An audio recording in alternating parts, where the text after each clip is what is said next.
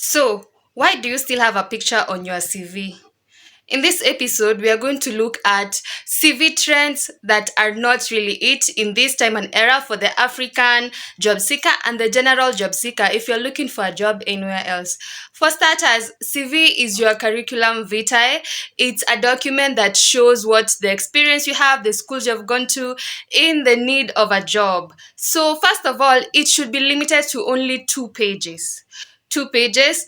Best is 1 page, but unless it's really necessary, it can be go up to 2 pages. Number two, unless you are applying for maybe a creative position or a very different position, averagely you don't need to have a picture on your CV. But for more conventional jobs, you can have a traditional CV. Just have the important things without your picture because sometimes pictures can be used to discriminate you in your search for a job. So here is the rundown for the perfect CV that you need. Number one, I have a list. Let's go through it. Number one, only 1 to 2 pages. Number two, the margin.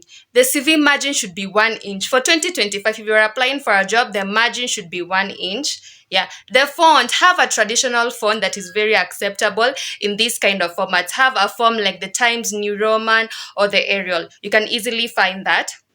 Then the font size. For the body, it should be 10 to 12. For the body, 10 to 12. But for the heading, it can be 14 to 16. Spacing. So spacing in your CV for single or 1.15 spacing. So this is very important because note that your CV is going to go through a couple of people and some can be picky. So make sure that it's in the right way and the right processes. Your file format, do not send your CV in a doc file format unless it was requested like that. But always the safe option is to send your CV in a PDF format. Transform it to a PDF or send it to a cyber person to transform it to a PDF. But with this guide, you won't even need a cyber to just do your CV. You can do it on your own. And then another one is to be very professionals. The picture is not important. Have a disciplined email address, not those quirky email address for fun like fun95. No, have like part of your name as part of the email address if you're looking seriously for a job, both in the African market and also in the abroad market. Because currently, a lot of nurses, a lot of people in the medical field are applying for jobs in the US market. And then the section that you should have your contact information.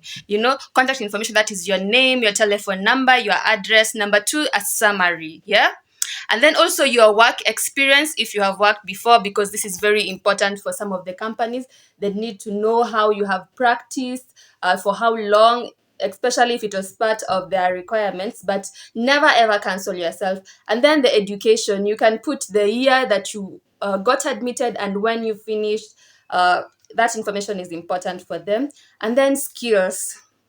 Don't just say works well under pressure, because that is not a skill that anybody can prove. Show your hard and soft skills, like maybe you know how to deal with different file formats. You know how to use Excel.